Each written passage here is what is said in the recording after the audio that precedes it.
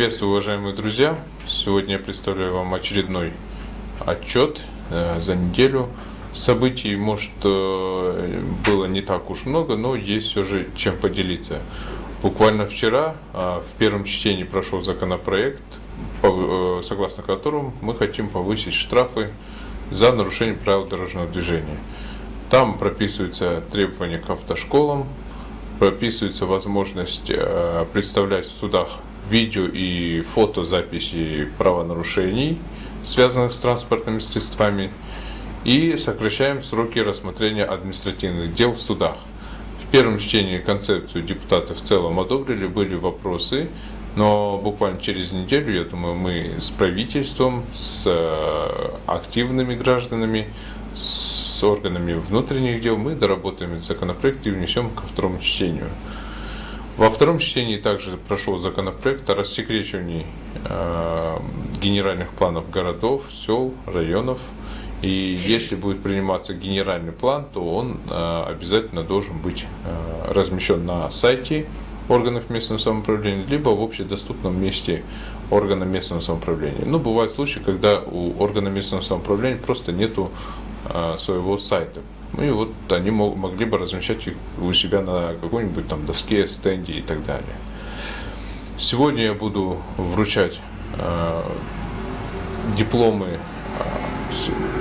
слушателям курса компьютерных курсов компьютерной грамотности. Это незрячие, слабослышащие, глухие граждане.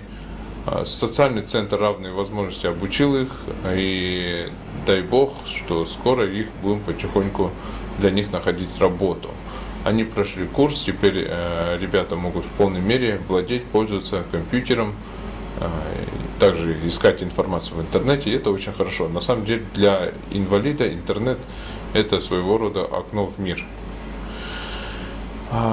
Естественно, по вторникам, но теперь я вот думаю, что нужно переносить день приема граждан. По вторникам мы принимали граждан здесь в кабинете.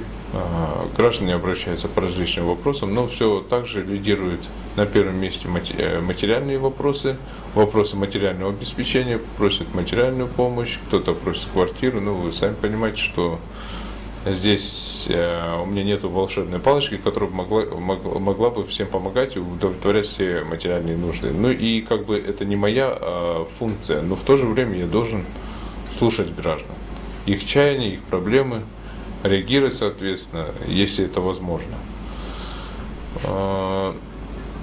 Спасибо вам огромное за то, что вы прослушали отчет. Очередной отчет я хочу представить уже через месяц, поскольку июнь будет такая жаркая пора,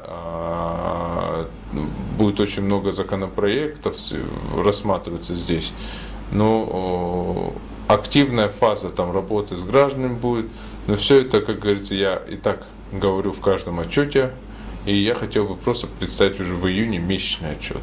Поэтому до новых встреч, друзья!